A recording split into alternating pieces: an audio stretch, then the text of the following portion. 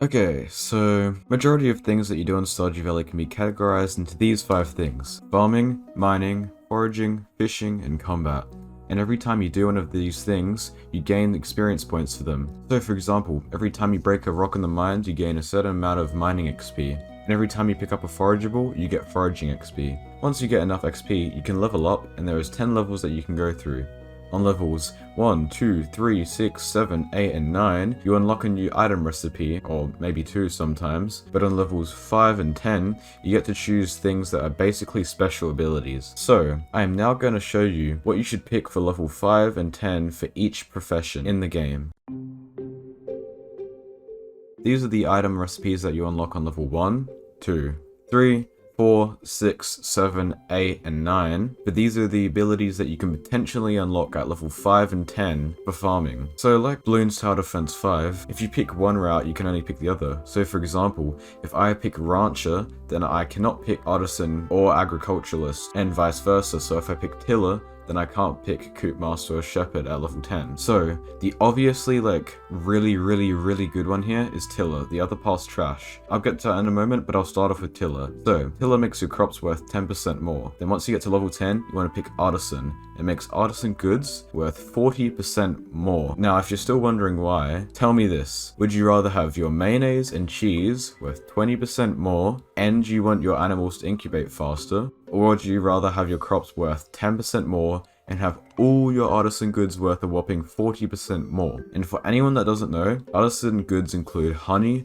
wine, pale ale, beer, mead, cheese, goat cheese, coffee, green tea, juice, cloth, all the mayos, truffle oil, pickles, jellies, caviar, and aged roe. So basically every profitable item in the game. Now also keep in mind that the best way to make money in Stardew Valley is using pig's truffles and turning them into truffle oil, and the second best way to make money is through ancient fruit wine, with an honorable mention being starfruit wine / jelly. And all of these products are included in the artisan perk. Also, if you look closely, you'll notice that animal products, mayo and cheese are included in the artisan perk, and they get a 40% sell value increase instead of Rancher's 20. So not only do you get double what Rancher offers with the artisan profession, but you also get a 40% increase on the sell value of basically every profitable item in the game.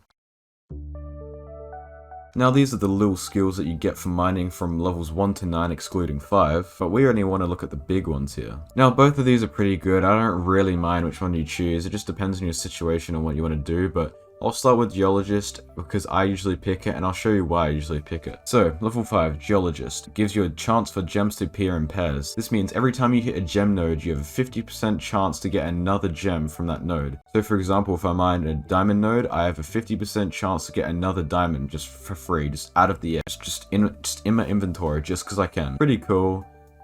That's just about it. It's just pretty cool. But level 10, you pick Geologist because you want to pick Gemologist. This makes gems worth 30% more. Now the reason why I like this is because late game I like to build a shed. I fill the whole shed with crystallariums, and I put diamonds in each one of those crystallariums. So every, I think, 5 days I get a harvest of diamonds. It might be 7. I can't remember what crystallariums are like. It might actually be 5 actually. So every 5 days I get a whole shed full of diamonds, and Gemologist makes them worth 30% more, so each diamond is worth 30% more. It's not the most profitable thing in the game. I've made a guide up here, but you know, it's just kind of cool.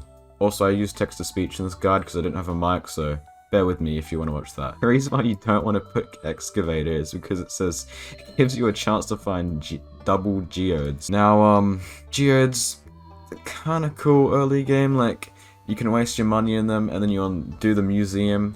That's about it, but they just clog up your inventory. Like it doesn't matter. And then like especially when you go to Skull Cavern, I've done really low runs of like 60 or whatever on Skull Cavern, and I've still gotten like 300 Omni Geodes from that one run. And like, I don't want that doubled because I don't need that many. Now if we go to the next option on level 5, Miner, plus 1 ore per vein. Now, this is actually pretty useful if you are doing like min-maxing runs, like heaps of those, because you need like heaps of kegs for all your hops and everything. If you struggle with ore, you choose this one. It's actually pretty useful. I choose Geologist because then I can choose Gemologist, which makes my diamond farms worth 30% more. But yeah, with Miner you get plus 1 ore per vein. Now at level 10 you can choose between Blacksmith or Prospector. Now Blacksmith's the obvious one out of here because it makes metal bars worth 50% more. Now I've never really gotten into just just farming like metal bars, like iridium. I think that's the big one you want to farm. You can go to Skull Cavern, you can get heaps of iridium, smelt it all, sell it with the blacksmith profession, you can make a bit of money. I've never really done that because truffles are just too OP, and I just like doing that. But if you want to do that, you can. Now with Prospector, chance to find coal doubled. I made another garbage text-to-speech video on this ages ago, how to farm coal. Basically, you get the burglar's ring. I think I just butchered that. And then you go to these levels in the mines and you kill all the dust sprites in sight because they have like a 50% chance to drop coal, and then every time you kill one of them, the burglar's ring gives you double that item, so you can get like 2 coal per thing if you're lucky. Now, because of that, because of how easy it is to farm coal, I don't think you really need Prospector. Also, another reason is you're level 10 mining. So if you're at level 10 mining, I don't think you need the chance to find coal doubled because you can just buy it all because you're at that stage in the game. But you know, everyone for themselves, I guess. Now the next one is foraging.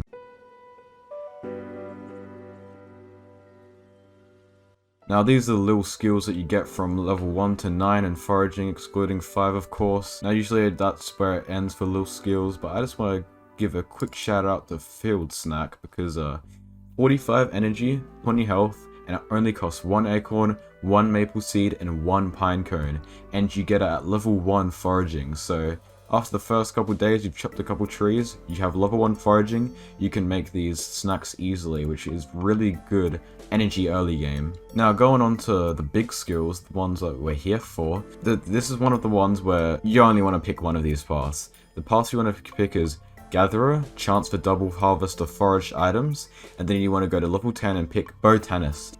This is because Botanist makes every forageable you pick up iridium quality, like ever, once you've got this perk. And then Versus Tracker, location of forageable items revealed. Wow, that's so exciting. I totally not at the stage in the game where I know where all the forageables are located on the map. I really need arrows to point me out, like I'm a retard. Like, no, don't pick Tracker. Botanist is the one you want. And it applies to me even more because I farm truffles. You may have been able to guess that by now, but Gatherer gives a chance for me to pick up double truffle just randomly, just because I can, 3 truffles. And then Botanist makes them all the highest quality, so they only take up 1 slot instead of 3 slots in my inventory. Now if you go onto the other side, the bad side, at level 5 we have Forester, gain 25% more wood when chopping. Forester more like Deforester because his perk is garbage. Like, would you rather pick up 2 items when you pick up 1? So just a free item, or gain a couple more wood? Like 25% of like 25 ain't that much, bro. Then at level 10 if you pick Forester you have Lumberjack, all trees have a chance to drop hardwood, and then Tapper, syrup's worth 25% more. Now, I don't think I need to point out why syrups being worth 25% more instead of having all your forage items being iridium quality, like, is just useless, but, you know. Also, Lumberjack, because of the hardwood perk, you could argue it's a bit useful, but, we're not in prehistoric times anymore. We're in 1.5 time, and that means Ginger Island exists, so you can just get mahogany seeds and just tree fertilize them, and you can go boom, bada boom, and you can farm trees in your farm. Actually, you don't even need to go to Ginger Island, but it has a lot of hardwood on there, just free. But yeah, you can just get mahogany seeds from the secret woods, like a normal person. Now, fishing. These are the little things that you get for fishing level 1, 2, 3, 4, 5, 6, 7, 8, and 9. -5. On level 1 fishing, casting distance increased by 1 tile. I think this is one of the only things that you don't get an item for, but you get something else in like the game. At level 5, you can pick between Trapper and Fisher. Have your fish worth 25% more, or all your resources required craft crab pots reduced. Now, the better one here is Fisher, because your fish being worth 25% more is just useful. Then at level 10, you can pick between Angler and Pirate. Chance to find treasure doubled. You can do basically that with treasure hunter and stuff like that. You don't need a perk, it's not that useful. But yeah, the fish being worth even more just kind of adds to it. And on the other side, the only reason you want to pick the other side, which is the reason why I did in my main, is because at level 10, Marina and Lure Master, crab pots no longer require bait, or the more useful ones, crab pots no longer produce junk items. I chose this because I was trying to 100% the game, or like get all the thingos. This was before 1.5, so I didn't get the completion thing, because yeah, that didn't exist, which is sad, because I have still yet to do that, and I haven't because I've been making videos, but it's whatever. So yeah, moral of the story, pick Fisher, pick Angler, and if you want 100% the great game and you're having bad RNG with crab pots, then pick this bro. Alright, so we're on to the last one. Alright, combat. Now these are the little skills from level 1, 2, 3, 4, 6, 7, 8, and 9 for combat. Now, these ones, it doesn't really matter, it's just personal preference. Fighter, at level 5, all attacks deal 10% more damage. It's the easier one if you're bad at combat or just want safe option. Then at level 10, you want to pick Brute, deal 15% more damage. Defender's useless, I'll put this on screen. Basically, all these basic Skull Cavern monsters do like that amount of damage, 25, like they can do very close to 25 damage in one hit, so you're getting an extra hit, and it's just not really worth it. You just eat, but you just don't need another hit, you can just eat and regain that health. So Defender bad. And don't even get me started with the special QI mines and the special QI Skull Cavern mines, because those enemies deal way too much damage. But yeah, those are the two safe skills, Fighter and Brute. On the other hand, if you want to be a bit fancy, you can go Scout and Acrobat or Desperado. So Scout at level 10, critical strike chance increased by 50%. This isn't actually a lot because I'm pretty sure critical chance is already only like 2% or something in the game code. I might be wrong. I'll put something on the screen if I am. I probably am. I can't remember. It's pretty low.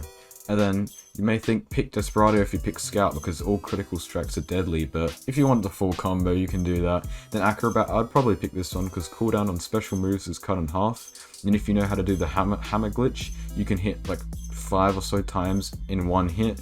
And if you have that cooldown reduced by half, easy, that's just easy damage. Well, that's it. Thanks for watching. Join the Empire Discord below. Subscribe to my channel if you learned something new. Go watch one of my other better videos if you want, or one of my low effort ones. I'm really tired. I don't care. I need sleep. Bye.